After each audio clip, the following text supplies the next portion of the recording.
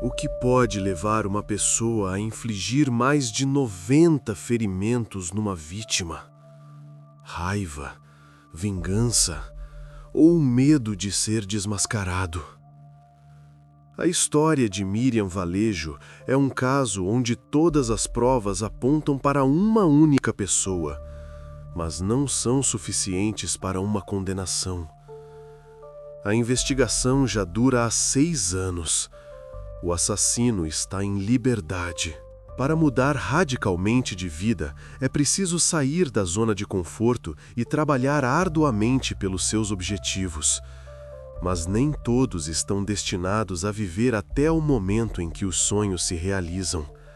Alguns morrem a meio do caminho.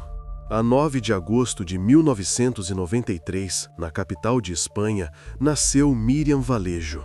Filha única, cresceu numa atmosfera de cuidado e amor. Desde tenra idade, mostrava uma incrível ternura pelos animais. Não conseguia passar por um gato ou cão de rua sem parar para o alimentar. A bondade e a atitude calorosa para com os outros tornaram-se as suas principais qualidades. Ainda na escola, a menina sonhava em ser veterinária. Os pais notavam como ela passava horas a cuidar dos animais dos vizinhos, como os seus olhos brilhavam ao ver qualquer cão vadio. Mas, com o tempo, os seus planos mudaram.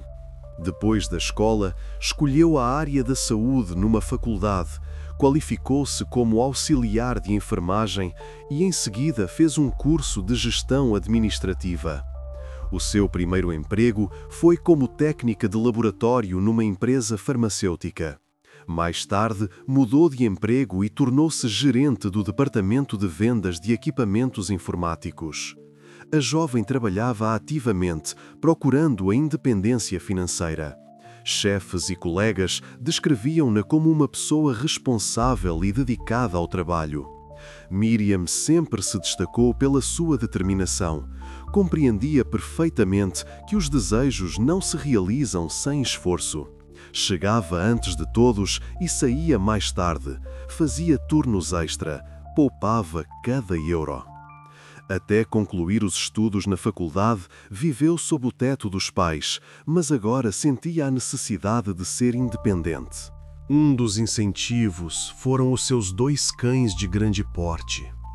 Ela queria uma casa espaçosa, onde pudesse viver confortavelmente com os seus animais. Miriam sonhava com uma casa grande com terreno, de preferência fora da cidade, onde os animais pudessem correr livremente. Imaginava amanhã, abrir a porta, os cães a correrem para o quintal, sem queixas dos vizinhos, sem falta de espaço. Claro que a compra de um imóvel exigia dinheiro que ela ainda não tinha. Mas a jovem não estava disposta a ficar de braços cruzados. A solução foi alugar uma casa com a sua amiga Célia. Assim, ambas poupavam dinheiro e finalmente conseguiam a sua independência dos pais. A casa era espaçosa e ampla, embora a companhia não fosse apenas das duas. O namorado de Célia, Sérgio, juntou-se à ideia. O casal conheceu-se na fábrica de baterias onde ambos trabalhavam. Ele era técnico de manutenção de equipamentos, ela trabalhava no laboratório. Miriam mal o conhecia. Tinha-o visto algumas vezes quando Célia levava o namorado à casa. Um casal normal, nada de especial. O trio encontrou uma opção adequada e em breve mudou-se para Vila Nueva de la Torre, uma cidade provincial com abundância de terras agrícolas e empresas industriais nos arredores. Escolheram um bairro tranquilo e seguro, com um baixo nível de criminalidade e uma pequena população local. Ali, todos se conheciam de vista. Os carros circulavam devagar. À noite, as pessoas passeavam os cães e cumprimentavam os vizinhos. Aos poucos, os moradores começaram a instalar-se no novo lugar. Miriam apreciou imediatamente a mudança. Gostava especialmente das áreas espaçosas e dos terrenos baldios, onde podia passear longamente os seus amados animais de estimação. Saía à noite com 4 cães, 2 dela, 2 de Célia, e vagueava pela periferia da área residencial, onde as casas terminavam e começava o matagal. Foi aqui que, a 16 de janeiro de 2019, um jovem casal de vizinhos passeava. A noite estava fria e silenciosa. Nos arbustos, longe dos caminhos, encontraram uma jovem coberta de sangue. As testemunhas chamaram imediatamente uma ambulância e pediram para se apressarem. A vítima mostrava sinais de vida. Respirava, movia-se. Infelizmente, quando os paramédicos chegaram, já não havia ninguém para salvar. O sangue tinha deixado de pulsar. O corpo arrefecera. A vítima foi rapidamente identificada pelos moradores locais que se juntaram. Miriam Valejo, de 25 anos, tinha-se mudado para a casa há apenas alguns meses e ainda não conhecia toda a gente. Mas muitos haviam a passear regularmente os cães nos terrenos baldios, por isso reconheceram-na de imediato. Alta, cabelo escuro, sempre de gorro e cachecol, sempre com 4 animais. A jovem morreu devido a múltiplos ferimentos de faca. Os golpes concentravam-se no peito, pescoço, costas, flancos e braços, sinais claros de resistência desesperada. O sangue encharcou a roupa, o chão ao redor e as folhas. Os detetives descobriram o endereço da falecida e foram imediatamente ter com seus colegas de casa. Era preciso reconstituir as últimas horas de vida de Miriam e os acontecimentos daquela noite. Descobriu-se que por volta das 8h30 da noite, ela saiu para passear os animais de estimação. Tinha 2 cães seus, de raças grandes, e mais 2 que pertenciam à sua colega de casa, Célia. A própria Célia tinha regressado de uma viagem a outra cidade pouco antes da chegada da polícia e não fazia ideia da tragédia. É verdade que, ainda durante a viagem, ela estranhou que a amiga não atendesse às chamadas. Célia ligou 1, 2, 3 vezes. Ia para o atendedor de chamadas. Depois, apenas o som de chamada. Além disso, nenhum dos 4 animais estavam em casa. A propósito, os cães esperaram calmamente que Célia os fosse buscar. Permaneceram junto ao corpo da vítima, bem na cena do crime. Estavam sentados na relva, sem ladrar, sem ganir, apenas esperavam. A polícia interrogou imediatamente várias testemunhas no terreno baldio. Era um grupo de vizinhos que também passeavam os seus cães naquela área. Todos disseram que tinham visto Miriam. Ela passeou com eles durante algum tempo, cerca de 10 a 15 minutos antes de sofrer os ferimentos mortais. A conversa decorreu de forma calma, nada indiciava problemas. A jovem estava de bom humor, sorria, brincava sobre um dos cães que não queria ir para casa. Mas pouco depois ela separou-se do grupo de passeadores de cães e dirigiu-se para o terreno baldio onde o seu corpo foi encontrado mais tarde. De acordo com os testemunhos, ela foi atacada quase imediatamente depois de desaparecer de vista. Entre a conversa e a morte, passaram-se meros minutos. Considerando a cronologia estabelecida pelos investigadores, o ataque ocorreu apenas 20 minutos depois de Miriam ter saído de casa. E 10 minutos depois, o seu corpo foi encontrado. No entanto, ninguém viu o agressor. Ninguém ouviu gritos. Silêncio. As buscas imediatas não deram resultados. Nem mesmo o recurso a polícias com cães pisteiros ajudou. O rastro terminava na borda do terreno baldio e depois perdia-se entre as casas. Os investigadores tentaram determinar o motivo do crime. A violação foi descartada. Não foram encontrados quaisquer sinais de natureza sexual. A roupa estava no lugar, abotoada. O roubo também foi excluído. Todos os objetos de valor que a jovem levou para o passeio permaneceram com ela. O telemóvel, dinheiro, joias, até os brincos nas orelhas. Além disso, o ataque foi excepcionalmente brutal, tanto que os investigadores suspeitaram de um motivo pessoal. O assassino devia conhecer bem a vítima. Havia alguma ligação emocional entre eles, talvez ódio ou ressentimento. Um número tão grande de golpes não é apenas um homicídio, é fúria. Esta versão foi confirmada pelo exame forense. Contaram-se mais de 90 facadas em Miriam. O perito contou lentamente, registrando cada uma. 92 golpes. Além disso, o criminoso usou 2 armas brancas diferentes. Nenhuma faca foi encontrada no local. A maioria dos ferimentos era superficial. Os primeiros golpes foram nas costas e no abdômen. Segundo a polícia, isso indicava um ataque súbito pelas costas. Além disso, o assassino não era fisicamente muito forte. As feridas eram pouco profundas, como se tivessem sido infligidas por alguém que não conseguia aplicar toda a sua força. 8 facadas localizavam-se na zona dos rins. O médico legista declarou que poderiam ter causado uma hemorragia fatal. Outro ferimento, potencialmente letal, foi encontrado na zona do peito. O criminoso perfurou o coração da vítima. Este golpe foi preciso, profundo. O final. Segundo a avaliação dos criminalistas, o ataque durou pelo menos 10 minutos. Um período bastante longo, considerando que deveria haver pessoas com cães nas proximidades. Deveriam ter notado ou ouvido alguma coisa. Parecia estranho que isso não tivesse acontecido. Pelo menos, ninguém presente no local do massacre conseguiu fornecer informações valiosas. Todos diziam o mesmo.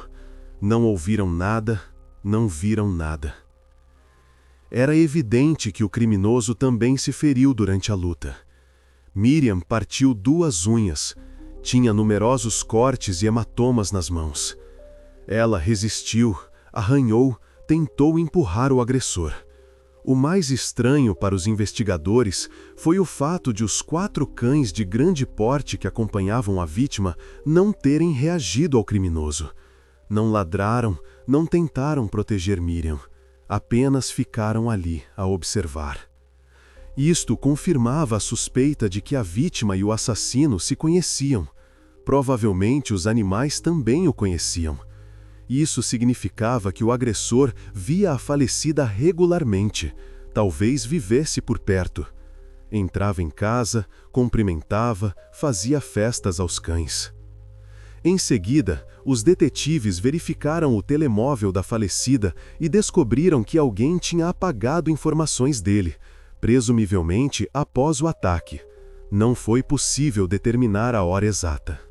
As conversas foram apagadas. As chamadas eliminadas. Alguém estava a limpar meticulosamente os rastros. Dadas as circunstâncias, a suspeita inicial recaiu sobre uma mulher. Estas suposições surgiram devido ao facto de a maioria das feridas ser pouco profunda. Provavelmente foram infligidas por uma pessoa com capacidades físicas limitadas. O número de ferimentos podia ter uma marca feminina, ser motivado por ciúme, inveja ou vingança. Além disso, as mulheres, quando estão zangadas, por vezes controlam-se muito pior do que os homens. 92 golpes. Não é cálculo, é perda de controlo. Com base nisto, os detetives começaram a analisar o círculo próximo da vítima, na esperança de encontrar uma pista. Talvez ela estivesse envolvida ou em triângulos amorosos ou tivesse tido um grande conflito com alguém recentemente. Como o grupo de 3 se tinha mudado para lá há pouco tempo, a amiga Célia foi inicialmente considerada suspeita. Quando os rumores de uma assassina começaram a espalhar-se, ela foi alvo de muita negatividade. Isto só intensificou a dor da perda da sua melhor amiga. Os vizinhos olhavam-na de lado. Na internet, escreviam-lhe coisas horríveis. Célia deixou de sair à rua. No entanto, Célia negou qualquer envolvimento no massacre. A família Valejo também não acreditava na sua culpa. As jovens eram amigas há muito tempo e tinham uma amizade forte. Conheciam Célia desde a adolescência, viam o quanto ela gostava de Miriam. Célia conseguiu provar a sua inocência com um álibi, mas mesmo depois de as autoridades a terem retirado da lista de suspeitos, os ataques por parte dos moradores locais continuaram. A eles juntou-se toda a internet solidária, e os rumores espalhados pelos jornalistas só inflamaram o conflito. Célia queixava-se de perseguição e ameaças online. Alguém lhe escrevia mensagens privadas. Alguém ligava e ficava em silêncio. Ela mudava de número, mas as ameaças encontravam-na novamente. Ao mesmo tempo, ela colaborava ativamente com os detetives. Queria sinceramente ajudar a investigação a apanhar o criminoso. A jovem estava convencida de que a amiga tinha sido atacada por um desconhecido. A sua colega de casa baseava-se no fato de que não havia pessoas problemáticas no seu círculo próximo.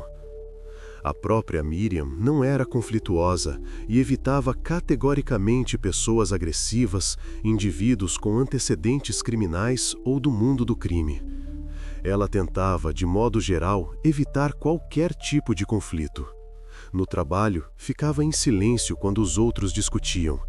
Em casa, ia para o seu quarto se Sérgio e Célia discutiam. Neste contexto, voltaram à versão de um ataque motivado por violação.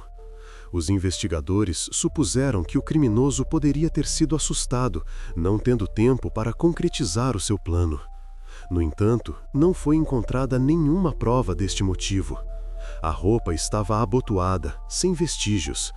Várias pessoas do círculo próximo de Miriam falaram do seu ex-namorado. No entanto, este jovem não era agressivo nem temperamental. Foi rapidamente retirado da lista de suspeitos. Primeiro, a relação deles tinha terminado há muito tempo. Além disso, a separação ocorreu sem perseguições ou sinais alarmantes. Eles simplesmente seguiram caminhos separados pacificamente e não se incomodaram mais. Às vezes, encontravam-se na rua, cumprimentavam-se e seguiam em frente. Nenhum drama. Segundo, o rapaz vivia em Madrid, perto da família Valejo, e apresentou um álibi confirmado que afastou todas as suspeitas sobre ele. Na noite do homicídio, ele estava a trabalhar e depois num bar com amigos. Dezenas de testemunhas, gravações de câmeras de vigilância. Depois, começaram a investigar a versão de que o assassino queria, na verdade, matar Célia, mas, por engano, matou a outra moradora da casa, Miriam. As jovens eram de fato parecidas na cor do cabelo, na constituição e na altura. Elas passeavam os cães à vez. Esta versão era indiretamente apoiada pelo fato de a falecida usar roupa que cobria bastante o rosto, incluindo um gorro e um cachecol. Confundi-las não seria difícil, especialmente porque ambas passeavam os cães uma da outra periodicamente.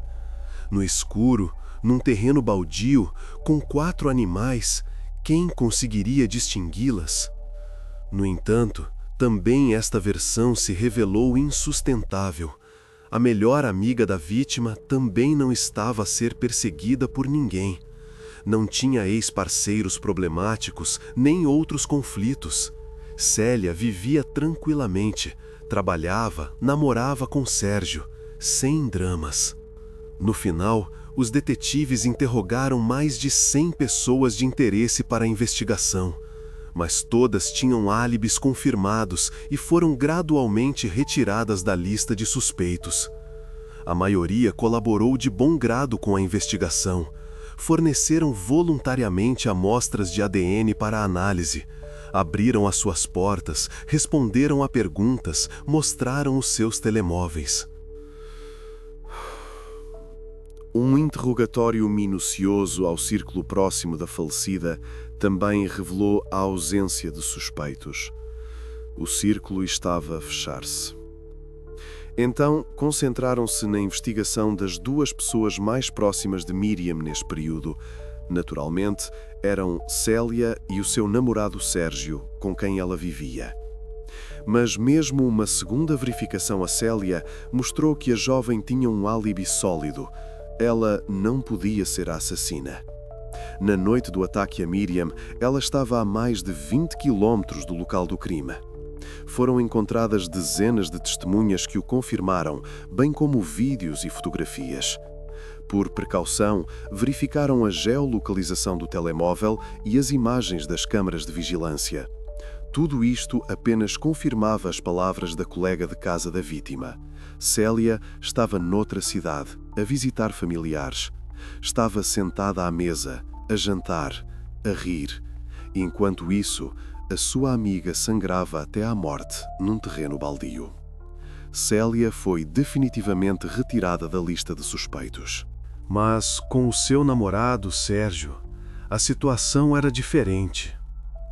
As suspeitas contra ele começaram a ser indiretamente confirmadas quando se descobriu que, desde que conheceu Miriam, a relação entre ela e Sérgio era tensa. A jovem chegou a queixar-se a Célia de que não se sentia segura perto do namorado dela. Periodicamente, tinham pequenas discussões verbais, mas a amiga conseguia acalmar ambos, lembrando que todos pagavam a renda da casa juntos. Célia metia-se entre eles, abria os braços e dizia: "Não vamos fazer isto, temos de viver juntos aqui."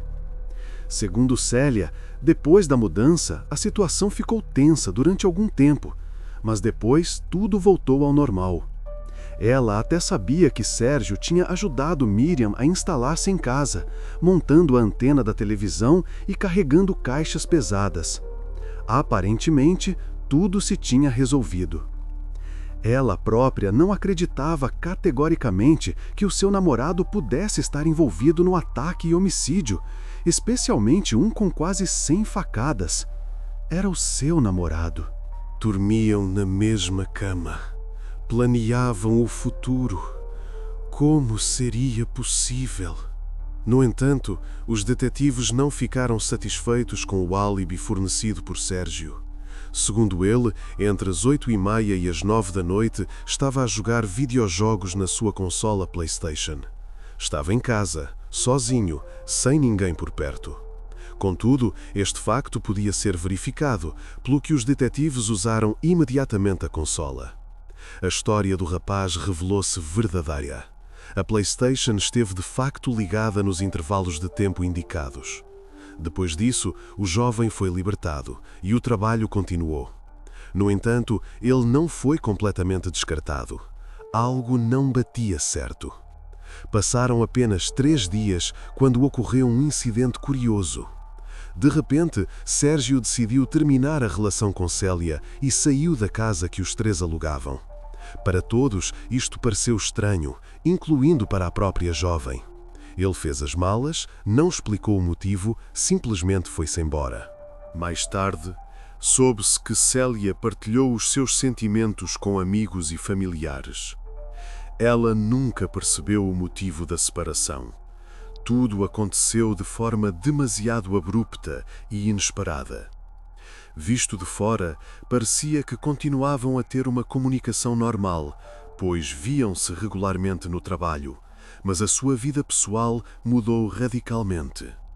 Cumprimentavam-se, trocavam algumas palavras junto à máquina e seguiam caminhos diferentes. Nenhuma intimidade. Quando o corpo da falecida foi sepultado, cerca de 500 pessoas estiveram presentes na cerimónia. Entre elas estava Sérgio, que foi observado de perto. Descobriu-se que ele não veio para apresentar as suas condolências à família Valejo. Comportou-se de forma estranha. Passou a maior parte do tempo numa sala afastada ou na rua, onde simplesmente fumavam um cigarro atrás do outro. Acendia um novo com o anterior. Olhava para o lado. Ele não só evitava as pessoas, como também usava um casaco comprido, um chapéu e óculos de sol, como se tentasse esconder a sua identidade. Dentro de um edifício, em janeiro.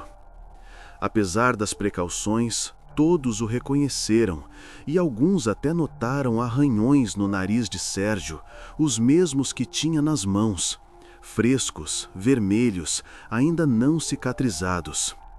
Ele próprio justificou-os com uma pequena violação das normas de segurança no trabalho, que o levou a ferir-se no equipamento. Mas tudo parecia muito suspeito. Os arranhões eram paralelos, como se alguém tivesse passado as unhas pela sua pele.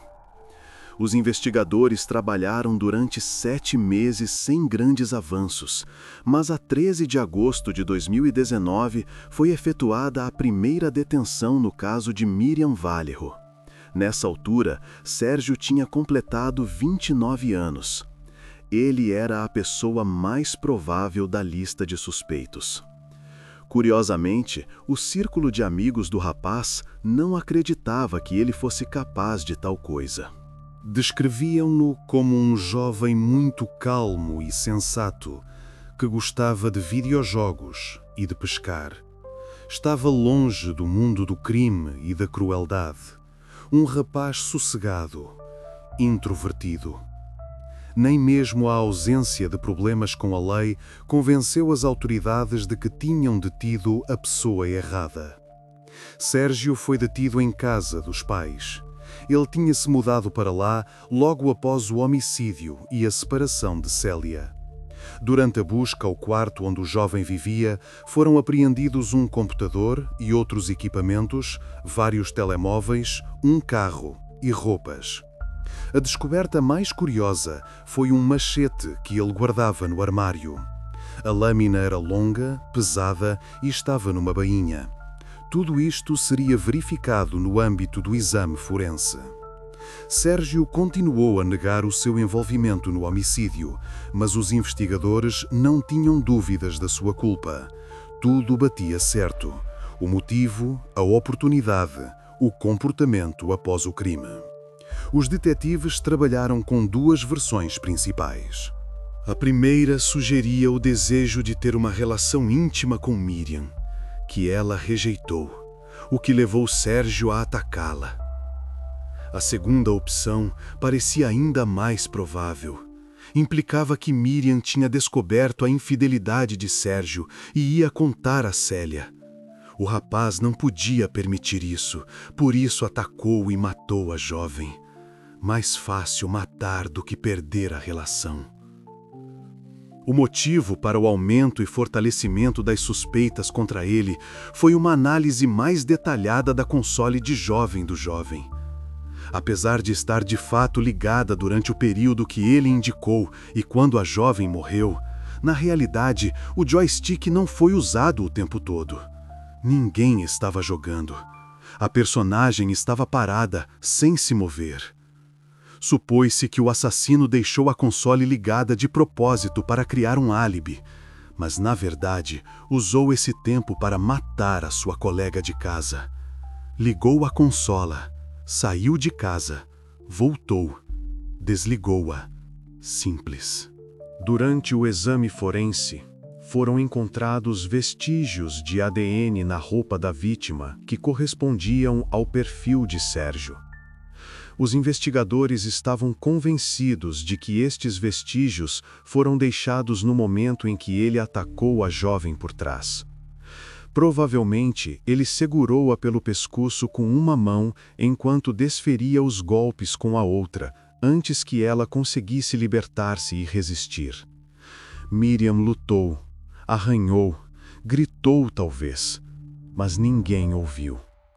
Naturalmente, o advogado de Sérgio argumentou que se tratava de uma transferência acidental de amostras de ADN. Como todos viviam juntos, tocavam-se periodicamente, usavam os mesmos objetos, lavavam as suas roupas e tocavam na roupa uns dos outros. O ADN do rapaz podia facilmente ter ido parar a qualquer peça de roupa da vítima. Eles viviam sob o mesmo teto. É natural. No entanto, beatas de cigarro com amostras de ADN de Sérgio foram encontradas perto do corpo da jovem, o que parecia ser uma prova bastante convincente. 4 beatas. Todas recentes. Todas dele. Mas o advogado também tentou contestar estas provas, afirmando que elas estavam lá de antes, quando Sérgio passeou os cães e fumou nos dias anteriores. Talvez anteontem, talvez há uma semana, quem sabe? Tudo isto soava pouco convincente, mas o juiz considerou-o um argumento de peso. Os detetives estavam convencidos de que o machete confiscado era a arma do crime, mas o proprietário negou. Segundo o jovem, ele guardava-o como uma recordação do seu avô, que morreu de velhice. Usava-o apenas para pescar e como ferramenta em acampamentos. O avô ensinou-o a limpar peixe com aquela lâmina. Uma relíquia de família. A perícia confirmou que o machete não foi usado durante o homicídio. Não havia sangue na lâmina, nem micropartículas de tecido. Nada. Nas audiências preliminares, o advogado tentou convencer o tribunal de que Sérgio não era perigoso. Durante 7 meses após o homicídio de Miriam, ele levou uma vida completamente normal, chegando a contactar a família da vítima para lhes dar apoio. Antes da tragédia, o rapaz também não tinha problemas com a lei, nenhuma condenação, nenhuma multa. Apesar disso, o juiz decidiu que ele deveria ser mantido em prisão preventiva, sem direito à fiança, enquanto o processo judicial decorresse. Demasiadas coincidências. Depois, as conversas entre Sérgio, o seu irmão e Célia entraram no radar dos investigadores. A jovem, mais uma vez, levantou suspeitas. Chamava o ex-namorado canalha e psicopata. Escrevia-o em mensagens, repetia-o em voz alta. Isto levou à suposição de que ela poderia saber mais sobre a morte da sua amiga do que realmente dizia.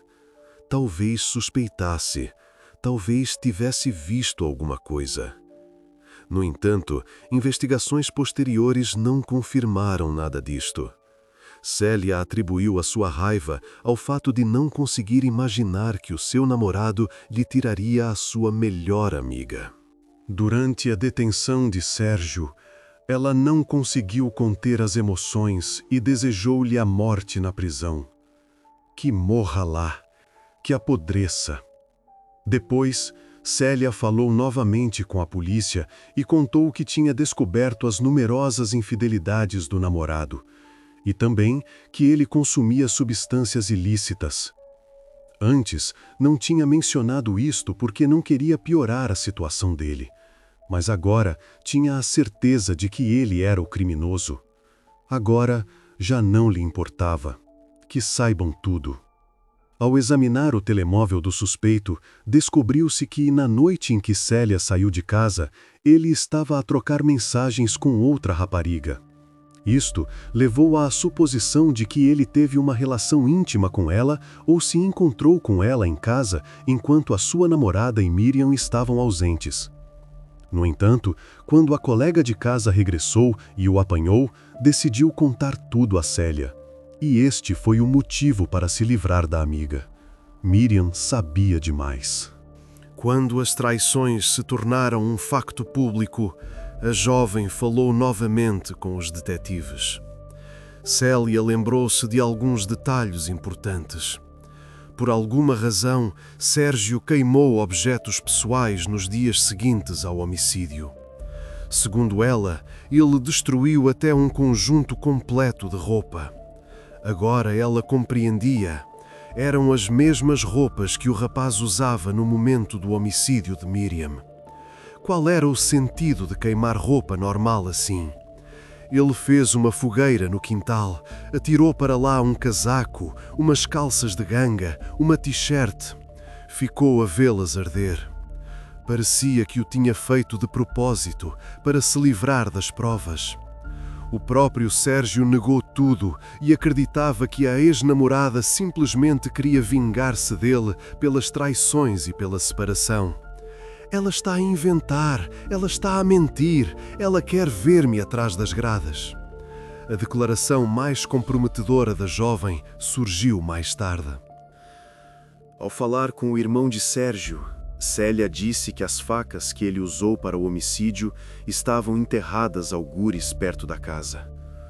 Estão lá, na terra, à espera. Quando a polícia falou com a jovem sobre estas declarações, descobriu-se que ela tinha consultado um vidente e agora baseava o seu testemunho nas palavras dele. Ela própria não sabia que facas eram ou onde estavam enterradas exatamente. Apenas acreditava. Queria acreditar. Infelizmente, as declarações de Célia não eram fundamentadas e as verificações não as confirmaram. Por isso, não tiveram qualquer impacto na investigação. Não foram encontradas facas perto da casa. Cavaram, usaram detetores de metais. Nada. A 20 de setembro de 2019, foi decidido manter Sérgio em prisão preventiva, o que confirmava a falta de provas sólidas contra o jovem. No total, ele esteve atrás das grades durante 4 meses. Cela solitária, interrogatórios, espera. De repente, ele foi libertado, a 20 de dezembro de 2019. As análises aos objetos confiscados na casa onde vivia com os pais não encontraram quaisquer vestígios de ADN relacionados com a falecida. Nada na roupa, nada nos sapatos, nada no carro. Sérgio foi libertado, mas o seu passaporte foi confiscado e foi-lhe exigido que se apresentasse semanalmente no tribunal para assinar o ponto. Todas as segundas-feiras, às 10 da manhã, sem atrasos. Depois, os detetives tentaram obter mais provas para ligar o assassino ao crime, mas em vão. O caso estagnou. Em dezembro de 2020, a investigação deu uma reviravolta inesperada. A meio do mês, um jovem chamado Alberto Bersosa deu entrada num centro de reabilitação em Madrid. Ele estava num estado de forte intoxicação e começou a contar detalhes sobre a morte de uma rapariga a quem chamava Miriam. Ele forneceu vários dados que chamaram a atenção da polícia. Mencionou o local, a hora e detalhes que não tinham sido publicados na imprensa. O próprio rapaz tinha sido condenado por agressão a uma pessoa em 2019. Tentou atropelá-la com um carro debaixo das janelas da casa da sua mãe. Foi assim que acabou na mesma cela que Sérgio, onde este lhe teria confessado o homicídio da sua colega de casa, à noite, no escuro, quando os guardas se foram embora. Segundo Alberto, todos os dados que ele próprio revelou foram-lhe contados pelo seu companheiro de cela durante a detenção.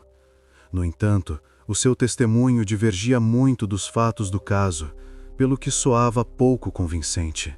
Confundia as datas, o local, o número de golpes.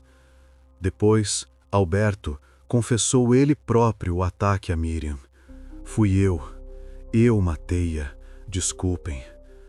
No final, as investigações mostraram que Alberto não estava envolvido e que as suas histórias não tinham grande valor para a investigação.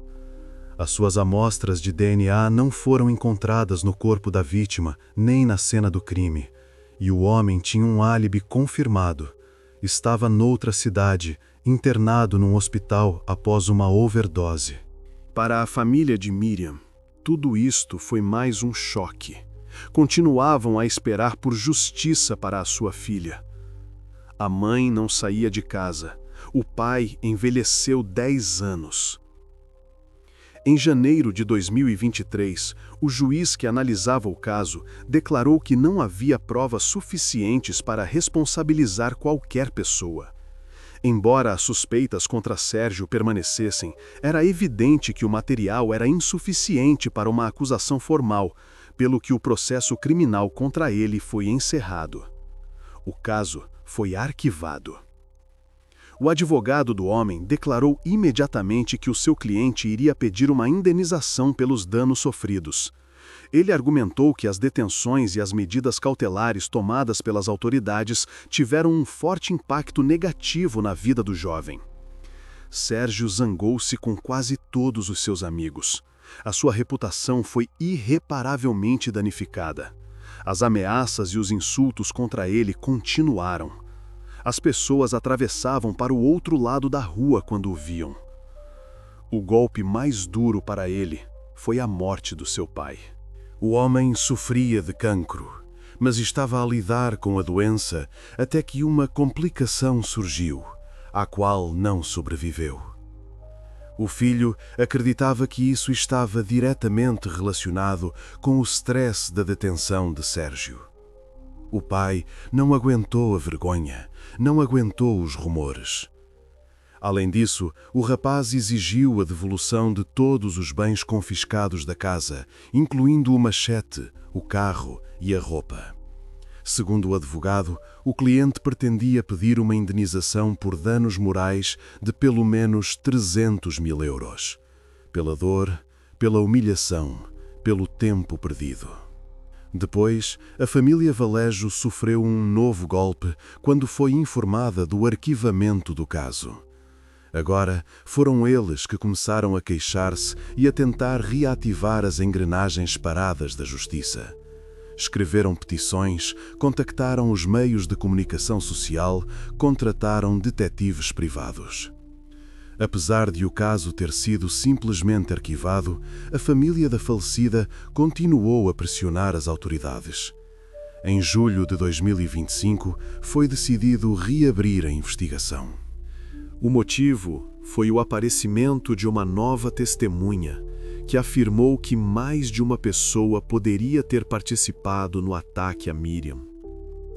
A testemunha, cujo nome não foi revelado, afirmou ter ouvido vozes no silêncio, vindas do local onde o corpo foi mais tarde encontrado. Uma voz masculina, talvez duas, gritavam, discutiam, depois calaram-se. Isto poderia explicar por que foram usadas duas armas brancas diferentes e por que a vítima sofreu ferimentos tão diversos e numerosos num curto espaço de tempo. Um golpeava pela direita, outro pela esquerda. Um segurava, o outro cortava. Depois disso, foi realizada uma reconstituição para estabelecer a cronologia dos acontecimentos. Esta mostrou que dois agressores se enquadravam perfeitamente nas circunstâncias do homicídio, confirmadas pelas provas. Isto permitiu seguir uma nova linha de investigação. O fato é que, se o assassino não era Sérgio, a sua captura exigia uma abordagem completamente nova. Era preciso começar do zero. Finalmente, a família de Miriam tinha uma nova esperança. No entanto, o caso ainda não foi resolvido e o trabalho continua. A investigação ainda não terminou, mas o Ministério Público afirma que o assassino ou os assassinos não conseguirão, em circunstância alguma, escapar à punição merecida. Vamos encontrá-los, mais cedo ou mais tarde. Muitos acreditam que Sérgio está por trás do homicídio de Miriam. Afinal, parte das provas aponta diretamente para ele. Na cena do crime, foram encontradas amostras do seu ADN na roupa da falecida. O rapaz tinha um motivo para se livrar da colega de casa, que descobriu a sua infidelidade. Tinham uma relação tensa. Foram vistos arranhões no seu rosto e corpo. Além disso, o rapaz não tem um álibi, mentiu sobre ele, o que já mina a confiança nas suas palavras. Além disso, Sérgio era bem conhecido dos cães, que não o teriam atacado. Conheciam o seu cheiro, a sua voz, o seu toque. Ele sabia que a colega de casa tinha saído para passear e podia ter se aproximado de Miriam sem ser visto, onde a atacou sem testemunhas e depois queimou as suas roupas, como Célia contou mais tarde. Voltou para casa, ligou a PlayStation e fingiu que nada tinha acontecido. No entanto, atualmente ele não é considerado suspeito, está livre, anda pelas mesmas ruas por onde Miriam passeava. Poderia ter sido Sérgio? Afinal, tudo aponta para ele e ele simplesmente saiu impune? Ou será que, nesta situação, ele se tornou vítima de uma coincidência infeliz, de um álibi mau, de estar no lugar errado, na hora errada?